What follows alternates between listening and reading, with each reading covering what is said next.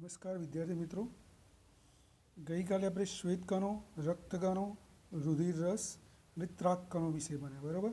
આપણે ચેપ્ટર ભણી રહ્યા છીએ, એનું નામ છે દેહજર અને પરિવહન તંત્ર. તો પરિવહન તંત્રમાં આપણે મનુષ્યનું રુધિરાભિસરણ તંત્ર આખું ભણવાનું આવે છે. તો રુધિરાભિસરણ તંત્રમાં એક તો હૃદય આવશે અને રુધિરવાહિનીઓ બધી આવી જાય. બરાબર. તો હૃદય, તો મનુષ્યનું હૃદય વિશે આપણે ભણી રહ્યા છીએ, જે ક્વેશ્ચન પરીક્ષામાં પૂછાયો છે. તો આપણે જોઈએ હૃદય, અહીંયાથી શરૂઆત કરીએ છીએ. હૃદય, તો મનુષ્યનું હૃદય કયા સ્તરમાંથી ઉત્પન્ન થાય છે કે એમસીક્યુ પૂછી શકે? તો મધ્ય સ્તરમાંથી. જ્યારે બાળક માતાના ગર્ભમાં હોય ત્યારે કોષોના 3 અલગ અલગ સ્તર બનશે. તો સૌથી અંદરનું સ્તર અંતઃસ્તર, વચ્ચેવાળું સ્તર મધ્ય સ્તર અને બહારનું સ્તર બાહ્ય સ્તર. તો હૃદય શેમાંથી બને છે? મધ્ય સ્તરમાંથી. બરાબર. મનુષ્યનું હૃદય કયા સ્તરમાંથી ઉત્પન્ન થતું અંગ છે? તો મધ્ય સ્તરમાંથી ઉત્પન્ન થતું અંગ છે. હવે કયા ભાગમાં આવેલું છે? તો ઉરસીય ગુહા. આપણે છાતીવાળા ભાગને આપણે કહીશું ઉરસીય ગુહા. બરાબર. અને નીચે છાતીની નીચેવાળો ભાગ, પેટવાળા ભાગને કહીશું ઉદરીય ગુહા. તો મનુષ્યનું હૃદય ક્યાં આવેલું છે? ઉરસીય ગુહામાં. જો પરફેક્ટ સ્થાન લખવાનું પૂછાય તો 2 ફેફસાની વચ્ચે થોડું ડાબી બાજુએ આવેલું છે. એનું કદ જોઈએ તો આપણે ડાબા હાથની એક મુઠ્ઠી બને ને એટલું એનું કદ થશે. બરાબર. અને એના આવરણ, તો મનુષ્યના હૃદયની આવરણ 2 આવરણ આવેલા છે. પટલમય કોથળી આવેલી છે જેને આપણે કહીશું પરિહૃદ આવરણ, અને એ બંને કોથળીની વચ્ચે એક પ્રવાહી આવેલું છે જેને આપણે કહીશું પરિહૃદ પ્રવાહી, જે હૃદયને આંચકા સામે રક્ષણ આપે છે. અહીંયા સુધી ક્લિયર છે?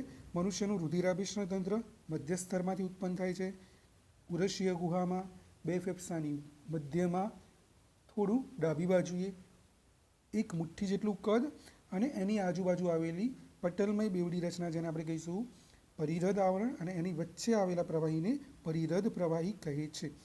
હવે છે ને આ હૃદય ખાલી સમજવા માટે ડ્રો કરેલું છે. પરીક્ષામાં આવું હૃદય કોઈએ ડ્રો કરવાનું નહીં. બરાબર. તો હૃદયમાં ટોટલ 4 ખંડો આવેલા છે. એટલે મનુષ્યનું હૃદય આપણે કહીશું ચતુષ્ખંડીય. બરાબર. 4 ખંડો. હવે આપણે કક્કો બોલતા હોય તો પહેલાં ક આવે પછી ક્ષ આવે. એવી જ રીતે યાદ રાખવા માટે ઉપરના 2 ભાગ છે એને આપણે કહીશું કર્ણક, નીચેના 2 ભાગ છે એને આપણે કહીશું ક્ષેપક. હવે જ્યારે તમે આકૃતિ દોરો, આપણે નેક્સ્ટ લેક્ચરમાં આકૃતિ દોરતા શીખવાડીશ હૃદયની. જ્યારે આકૃતિ દોરો ત્યારે આપણો જે જમણો હાથ છે તમારી આકૃતિમાં ડાબો ભાગ બની જશે. બરાબર. તો દેખો, ઉપરના 2 ભાગને આપણે કહીશું કર્ણક. બરાબર. નીચેના 2 ભાગને કહીશું ક્ષેપક.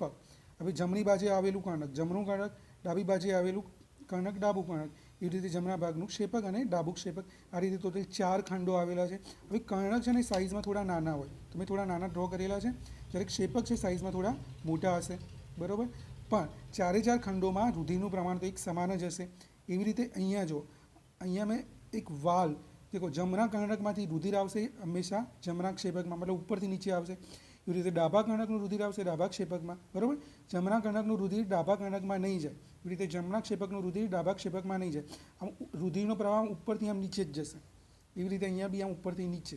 હવે જો ખંડો આપણે પહેલાં જોઈ લઈએ. બરાબર. તો ખંડો કેટલા છે? 4 ખંડો. તો ઉપરના ખંડો કેવા છે? નાના છે સાઇઝમાં. તો એને આપણે કહીશું ઉપરના નાના ખંડો કર્ણકો, નીચેના મોટા ખંડો ક્ષેપકો. તો જમણી બાજુનું જમણું કર્ણક, ડાબી બાજુનું ડાબું કર્ણક, જમણી બાજુનું જમણું ક્ષેપક અને ડાબી બાજુનું ડાબું ક્ષેપક. હવે પટલ જોઈએ. બરાબર. દેખો, અહીંયા 4 એવા બધાને અલગ કરે છે. કર્ણકને કર્ણકથી અલગ કરે, ક્ષેપકને ક્ષેપકથી અલગ કરે, કર્ણકને ક્ષેપકથી બી અલગ કરે છે. તો જો 2 કર્ણકની વચ્ચે જે પટલ આવેલું છે ને, એ દિવાલ કેવી છે? પાતળી છે, આયરી. 2 કર્ણકની વચ્ચે ઉપરની દિવાલ, તો એને આપણે શું કહીશું? આંતરકર્ણક પટલ. એવી જ રીતે 2 ક્ષેપક વચ્ચેની દિવાલને આંતરક્ષેપક પટલ, અને એવી જ રીતે કર્ણક અને ક્ષેપક વચ્ચેની દિવાલને કર્ણક ક્ષેપક પટલ કહીએ છીએ. ચલો, અહીંયા સુધી ક્લિયર છે બધાને?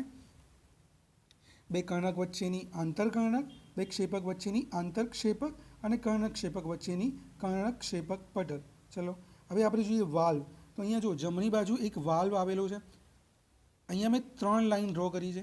અહીંયા કેટલી લાઈન ડ્રો કરી છે? 2. એટલે દ્વિદલ વાલ્વ. આ વાલ્વમાં 2 મેમ્બ્રેન છે, 2 પટલ છે એટલે દ્વિદલ, અને આ વાલ્વમાં 3 છે એટલે ત્રિદલ. આ પરીક્ષામાં વારે વારે પૂછાય છે કે જમણા કર્ણક અને જમણા ક્ષેપક વચ્ચે ત્રિદલ વાલ્વ, ડાબા કર્ણક અને ડાબા ક્ષેપક વચ્ચે દ્વિદલ વાલ્વ આવેલા છે. ચલો, વાલ્વ ખબર પડી ગઈ અહીંયા સુધી? હવે એક બીજી ટાઈપના બી વાલ્વ આવેલા છે જેનું નામ છે અર્ધચંદ્રાકાર વાલ્વ, કેમકે એનો આકાર ચંદ્ર જેવો છે. હવે એક વસ્તુ છે ને મગજમાં એકદમ ગોખી મારજો, જે ડાબા બાજુનું લોહી છે ને એ આ ડાબા બાજુનું લોહી જશે શરીરના વિવિધ અંગોમાં. એટલે કેવું લોહી હશે? ઓક્સિજન વાળું લોહી હશે. બરાબર. યા તો શુદ્ધ લોહી હશે.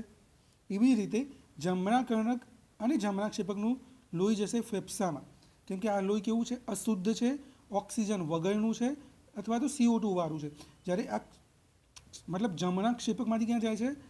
ફેફસામાં જાય છે. તો ફેફસામાં શું થાય છે? ઓક્સિજન વાળું રુધિર બનશે અને ફેફસામાંથી રુધિર આવશે ડાબા કર્ણકમાં.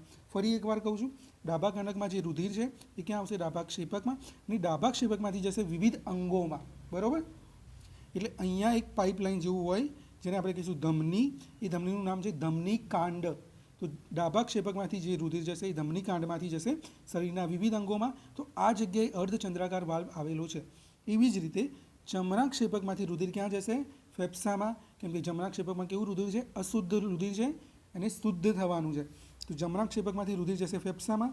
તો ડાબા ક્ષેપક અને ધમનીકાંડ વચ્ચે અર્ધચંદ્રાકાર વાલ્વ છે. એવી જ રીતે જમણા ક્ષેપક અને ફુસ્ફુસીય ધમની. હવે હૃદયમાંથી જે બી પાઇપ જેવા સ્ટ્રક્ચર જે બી બધા બહાર નીકળે છે એ બધાને આપણે કહીશું ધમની. અને હૃદયની તરફ જે બધા આવે છે એ બધાને આપણે કહીશું શિરા. બરાબર? તો જમણા ક્ષેપક અને ફુફ્ફુસ, ફુફ્ફુસનો મતલબ થાય ફેફસા. જમણા ક્ષેપક અને ફુફ્ફુસ ધમની વચ્ચે અર્ધચંદ્રાકાર વાલ્વ છે અહીંયા. બરાબર? એવી જ રીતે ડાબા ક્ષેપક અને ધમનીકાંડ વચ્ચે બી અર્ધચંદ્રાકાર વાલ્વ આવેલો છે. ચલો આટલું સ્ટ્રક્ચર ક્લિયર છે. અને વાલ્વનું કાર્ય કોઈ પૂછે તો રુધિર પ્રવાહ છે અને પાછો ફરતા અટકાવે છે. મતલબ અહીંયા વાલ્વ છે તો એકવાર ક્ષેપકમાંથી રુધિર, ડાબા ક્ષેપકમાંથી રુધિર ક્યાં આવી ગયું? ધમનીકાંડમાં. તો એને પાછું ક્ષેપકમાં પ્રવેશતું અટકાવવા માટે અહીંયા વાલ્વ આવેલા છે. બરાબર? ચલો ફરી હૃદયમાં ખંડો આવશે 4. ઉપરના 2 કર્ણક, નીચેના 2 ક્ષેપક. પછી પટલ ટોટલ 3 પ્રકારના છે. 2 કર્ણક વચ્ચે પટલ, 2 ક્ષેપક વચ્ચે પટલ, કર્ણક ક્ષેપક વચ્ચે પટલ. પછી જમણા કર્ણક વચ્ચે વાલ્વ છે એનું, જમણા કર્ણક ક્ષેપક વચ્ચે વાલ્વ છે એનું નામ છે ત્રિદલ વાલ્વ. એવી જ રીતે ડાબા કર્ણક ક્ષેપક વાલ્વ વચ્ચે, ડાબા કર્ણક અને ક્ષેપક વચ્ચે જે વાલ્વ છે એનું નામ છે દ્વિદલ વાલ્વ. દ્વિદલનું બીજું નામ છે મિત્રલ વાલ્વ. એ બી પરીક્ષામાં પૂછાય એવો પ્રશ્ન છે. ચલો આટલી આકૃતિ ક્લિયર હશે. હવે ગાંઠ પેશી. હવે હૃદયનું કામ શું છે? શરીરના પમ્પિંગ કરવાનું. બરાબર? રુધિરને પમ્પિંગ કરવાનું, રુધિરને વિવિધ અંગો સુધી પહોંચાડવાનું. તો એને પમ્પિંગ કરવા માટે કોણ જવાબદાર છે? તો એક એસે નોડ આવેલો છે. બરાબર? અહીંયા જો અમે ડ્રો કર્યો છે એસે નોડ, એક ગાંઠ છે. બરાબર? કોષોની ગાંઠ આવેલી છે અહીંયા એસે નોડ. તો અહીંયાથી કરંટ જેવું ઉત્પન્ન થશે તો એ અહીંયા આવશે એવી નોડ ઉપર. બરાબર? એસેમાંથી ઉત્પન્ન થઈને ક્યાં આવશે? એવી ઉપર. એ જોઈએ આપણે. તો જો પરીક્ષામાં એસેનું સ્થાન પૂછાય.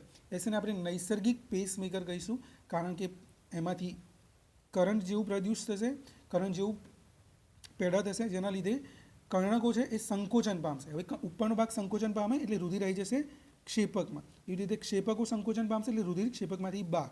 ખબર પડે છે? કર્ણક પહેલાં સંકોચન પામશે એટલે રુધિર આવી જાય ક્ષેપકમાં. હવે ક્ષેપક સંકોચન પામે છે એટલે પછી રુધિર નીકળી જશે બહાર. હવે જ્યારે કર્ણકો સંકોચન પામશે ત્યારે ક્ષેપકો એકદમ શિથિલ હશે. બરાબર? એવી રીતે જ્યારે ક્ષેપક સંકોચન પામશે ત્યારે કર્ણક શિથિલ હશે. હવે એસે નોડનું સ્થાન પૂછાય તો મસ્ત એક વાક્ય રચના જેવું બને છે. જમણા કર્ણકમાં જમણી બાજુએ, બરાબર, જમણા કર્ણકમાં ખૂણામાં ઉપરની બાજુએ જમણી સાઈડે શું આવેલું છે? એસે નોડ. એવી જ રીતે એવી નોડનું સ્થાન પૂછાય તો જમણા કર્ણકમાં ડાબી બાજુએ આ કયો પટલ છે? કર્ણક ક્ષેપક પટલની નજીક. તો જો એસે નોડને આપણે કહીશું સાઇનોએટ્રિયલ નોડ યા તો શિરા કર્ણક ગાંઠ. બરાબર? યા તો શિરા કર્ણક ગાંઠ, કેમ કે કર્ણકમાં આવેલી છે અને એનું સ્થાન શું છે? જમણા કર્ણકના જમણા ખૂણે. એવી રીતે એવી નોડ છે એટ્રિયોવેન્ટ્રિક્યુલર નોડ અથવા તો કર્ણક ક્ષેપક ગાંઠ. બરાબર? કર્ણકને અંગ્રેજીમાં એટ્રિયમ કહેવાય એટલે એ, ક્ષેપકને અંગ્રેજીમાં વેન્ટ્રિકલ કહેવાય એટલે વી. આના પરથી નામ આવ્યું છે એવી નોડ. બરાબર? સાઇનોએટ્રિયલ, સાઇનો મતલબ શિરા, એટ્રિયલ એટલે આપણે કીધું હમણાં એક કર્ણક એટલે શિરા કર્ણક ગાંઠ. હવે એવી નોડનું સ્થાન પૂછાય તો જમણા કર્ણકના ડાબા ખૂણે કર્ણક ક્ષેપક પટલની નજીક. હવે એસે નોડમાં જે કરંટ ઉત્પન્ન થશે એ આવશે એવી નોડમાં. એવી નોડમાંથી આવશે પરકિંજ તંતુઓમાં. બરાબર? અને પરકિંજ તંતુઓમાંથી જશે હિસ જૂથમાં. રુધિરનું તમને સ્થાન, રુધિર હૃદયના ધબકારાનું જ્યારે પૂછાય કે કઈ સાચી સિક્વન્સ છે તો સૌથી પહેલાં આવશે એસી નોડ, એસી નોડમાંથી આવશે એવી નોડ, એવી નોડમાંથી પરકિંજ તંતુઓ અને પરકિંજ તંતુઓમાંથી જશે હિસ જૂથમાં.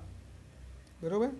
હવે એસે નોડ છે એ ઉત્તેજના વગર સક્રિય કલા વીજ સ્થિતિમાન ઉત્પન્ન કરે છે, મતલબ સિમ્પલ ભાષામાં કહીએ તો કરંટ જેવું ઉત્પન્ન કરે છે.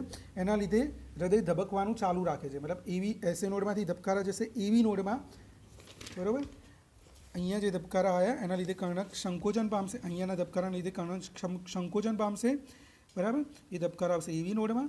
એવી નોડમાંથી આ રીતે બે લાઈન જાય છે, બરાબર. એને આપણે કહીશું પરકિંજ તંતુઓ, અને બધી લાઈનો ઉપર જશે જેને આપણે કહીશું હિસ જૂથ. હવે એસે નોડ છે 1 મિનિટમાં 70 થી 75 વાર સંકોચન પામે.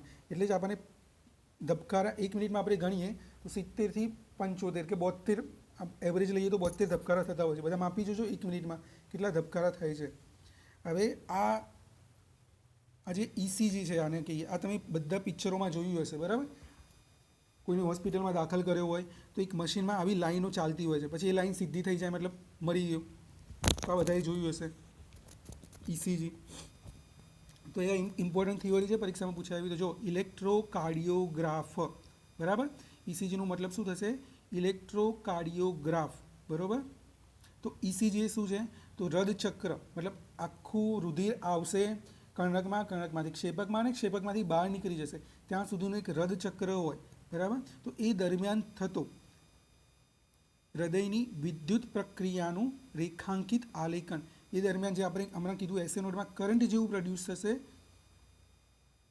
તો એ આખું મતલબ એસે નોડથી એવી, એવીથી પરકિંજ અને પરકિંજથી હિસ સુધી જે કરંટ પ્રોડ્યુસ થાય છે એનું આવું ગ્રાફિકલ આલેખન, જેને આપણે શું કહીશું? ઇસીજી. હવે જે વ્યક્તિનું ઇસીજી કરાવવાનું હોય, ઘરમાં કોઈ હૃદય રોગના પેશન્ટ હોય, દર્દી હોય, એના જોડે ગયા હોય તો ઇસીજી કરતા હોય છે, તો શું કરે છે? કાંડા ઉપર ઇલેક્ટ્રોડ મૂકે છે, બરાબર. કાંડા ઉપર, પગમાં, ઘૂંટી ઉપર, છાતી ઉપર. તો ઇસીજી કરવા માટેના દર્દીને મશીન સાથેના 3 ઇલેક્ટ્રિક લેડ બંને કાંડા ઉપર અને ડાબી બાજુના પગની ઘૂંટી ઉપર જોડી હૃદયની ગતિવિધિઓનો અભ્યાસ કરવામાં આવે છે, બરાબર. હવે ઇસીજી આ ટાઈપનું હોય છે. કોઈના ઘરે બી ઇસીજી પડ્યું હોય નાનું, તો એને ઓબ્ઝર્વ કરજો અને જોજો કે હૃદયના કયા ભાગમાં ખામી છે. એ જોવા માટે ઇસીજીનો ઉપયોગ થાય છે. તો ઇસીજીમાં ત્રણ ગ્રાફ આવશે. એક તો પી, બરાબર. એક શું છે? પી ઉન્નત. ઉન્નત મતલબ જે ઉપરવાળો ભાગ છે ને, એક પી, બરાબર. પછી આ ક્યુ થોડું નીચે છે, આર એકદમ ઉપર છે, અને એસ બી થોડું નીચે છે. તો ક્યુ આર એસ ઉન્નત, અને એક છે ટી ઉન્નત, બરાબર. તો ઇસીજીનો દરેક ઉન્નત પીક મતલબ જે ઉપર જાય છે એ પીથી ટી સુધી ઓળખવામાં આવે છે. તો પી, આ પી વેવ છે, આ પી ઉન્નત છે, એ શું દર્શાવે છે? કર્ણકોનું સંકોચન, બરાબર. તો પી શું દર્શાવે છે? કર્ણકોની વિદ્યુતકીય ઉત્તેજના. એની બીજી ભાષામાં આપણે કહીએ વિધ્રુવીકરણ, યા તો કર્ણકોનું સંકોચન, અને તમારી બુકમાં ક્યાંય સિસ્ટોલ એવો શબ્દ બી વાપરેલો છે. એટલે પી વેવ શું દર્શાવે છે? કર્ણકોનું સંકોચન. હવે આપણને પી વેવ ના મળે, એની જગ્યાએ સીધી લાઈન મળે, એનો મતલબ શું થાય? કે કર્ણકો બરોબર સંકોચન પામતા નથી. એવી જ રીતે ક્યુ આર એસ ત્રણેય સંયુક્ત રીતે શું દર્શાવે છે? ક્ષેપકોનું સંકોચન, બરાબર. તો ક્ષેપકોનું વિધ્રુવીકરણ યા તો ક્ષેપકોની વિદ્યુતકીય ઉત્તેજના. એવી જ રીતે ટી વેવ છે. આ ટી વેવ છે એ ક્ષેપકોનું શિથિલન, બરાબર. સંકોચન નહીં પણ એકદમ શિથિલ થઈ ગયા, વિસ્તૃત પામી ગયા, એવી સ્થિતિ દર્શાવે છે T wave. Suppose T wave આખી સીધી લાઈન બતાવતો હોય તો એનો મતલબ શું થાય? કે ક્ષેપકોમાંથી રુધિર બરાબર બહાર નીકળતું નથી, બરાબર. તો એના માટે કયો પદ આપ્યો છે? પુનઃ ધ્રુવીયકરણ. તો ટી વેવનો અંત શું દર્શાવે છે? ક્ષેપકોના સંકોચનની સ્થિતિનો અંત, મતલબ ક્ષેપકોએ શિથિલ થવાનું ચાલુ કરી દીધું છે. હવે ક્યુ આર એસ આખું આપણે ગણતા જઈએ 1 મિનિટમાં તો આપણે હૃદયના ધબકારા ગણી શકીએ. તો દરેક વ્યક્તિમાં ઇસીજી આપણને આવો જ મળશે, જે નોર્મલ વ્યક્તિ હોય એ. તો આનો ઉપયોગ શેમાં થાય છે? ચિકિત્સામાં ખૂબ જ ઉપયોગી છે. મતલબ જો કર્ણકમાં ક્યાંક ખામી હશે, મતલબ કર્ણક બરોબર સંકોચાતા નહીં હોય, તો પી વેમાં કાં તો સીધો આવશે, કાં તો ઉપર જશે, કાં તો નીચે આવશે. એવી રીતે ક્યુઆરએસમાં કંઈક લોચા હોય, ક્યુઆરએસ આપણને આટલો પોઇન્ટેડ ના મળે, તો શું થાય? એનો મતલબ ક્ષેપકો બરોબર સંકોચન પામતા નથી. ટી વેમાં લોચા હશે તો ક્ષેપકોનું શિથિલન બરાબર થતું નથી. તો આજે આપણે હૃદયની આખી રચના જોઈ છે અને ઇસીજી જોયું. હવે આ છે તમારા 4th ચેપ્ટરમાં બી આવી ગયું છે કે પરિવહન માર્ગો 2 પ્રકારના હોય છે. એક તો ખુલ્લું પરિવહન અને એક તો બંધ પરિવહન. આપણા મનુષ્યના શરીરમાં કેવું પરિવહન હશે? બંધ પરિવહન. એટલે હૃદયમાંથી રુધિર જાય છે, યા તો ધમનીમાં જશે યા તો શીરામાં જશે. ઇન શોર્ટ જે બી પાઇપલાઇન જેવું છે એમાં જશે, બરાબર. કાંઈ કોઈ ગુહામાં કે કાંઈ કોઈ કોટરમાં રુધિર જશે નહીં. તો એને આપણે શું કહીશું? બંધ પરિવહન તંત્ર. એના એક્ઝામ્પલ આપેલા છે નુપુરક સમુદાય અને મેરુદંડી સમુદાય. આપણું અરસ્યું છે એ નુપુરક સમુદાયનું પ્રાણી છે. મેરુદંડીમાં આપણે બધા મેરુદંડીમાં જઈશું, બરાબર. જેને કરોડ સ્તંભ હોય. પછી છે ખુલ્લું પરિવહન તંત્ર. તો ખુલ્લા પરિવહન તંત્રમાં કેવું હશે? હૃદય દ્વારા રુધિર વાહિનીઓમાં બી જશે અને જ્યાં જ્યાં કોટરો હશે કે ગુહા હશે એમાં બી રુધિર પડ્યું રહેશે. તો એના એક્ઝામ્પલ છે મૃદુકાય અને સંધિપાદ સમુદાય. બધા કીડા મકોડા આવશે સંધિપાદમાં. હવે પરીક્ષામાં પૂછે છે કે કોના હૃદય કેવા છે. જેમ આપણે જોયું મનુષ્યનું હૃદય કેવું છે? ચતુષ્ખંડીય, બરાબર. તો બધા પક્ષીઓના ચતુષ્ખંડીય આવશે અને બધા જ સસ્તનોના બી ચતુષ્ખંડીય હૃદય આવશે. અને એક મગર છે, મગર, બરાબર. તો મગર સરીસૃપ હોવા છતાં બી એનું હૃદય કેવું છે? ચતુષ્ખંડીય છે. એવી રીતે ત્રિખંડીય હૃદય એટલે 3 ખંડો હશે. 3 ખંડોમાં કયા ખંડ આવશે? 2 કર્ણક હશે અને 1 ક્ષેપક હશે. તો એના એક્ઝામ્પલ છે સરીસૃપ અને ઉભયજીવીઓ. અને દ્વિખંડી ખાલી 2 જ ખંડ હશે, 1 જ કર્ણક હશે અને 1 જ ક્ષેપક હશે. તો એમાં આવશે મત્સ્ય સમુદાય. એમાં એક જ એકલ પ્રકારનું પરિવહન તંત્ર હશે. એટલે ઓક્સિજન વિહીન રુધિર છે ને એ દબાણથી, મતલબ હૃદય ક્યાં લઈ જશે? આખા શરીરમાં વહેવડાવશે. જ્યારે ત્વચા દ્વારા અથવા ઝાલરથી ઓક્સિજનવાળું રુધિર આખા બોડીમાં ફર્યા કરશે. અને મનુષ્યમાં અને ત્રિખંડી હૃદય હોય એ બધામાં બેવડું પરિવહન તંત્ર હોય છે. આપણે બેવડું પરિવહન તંત્ર આખું ડીપમાં જોઈશું. હવે તમે લોકો છે ને મનુષ્યનું રુધિરાભિસરણ તંત્ર, એમાં હૃદયની અંતસ્થ અને બાહ્યસ્થ રચના, એ રીતે કોઈ પ્રશ્ન પૂછાય છે તો તમે આ રીતે પોઈન્ટ વાઇઝ લખીને મને પર્સનલ ગ્રુપમાં વોટ્સઅપ કરો છો. આજે આટલું રાખીએ છીએ.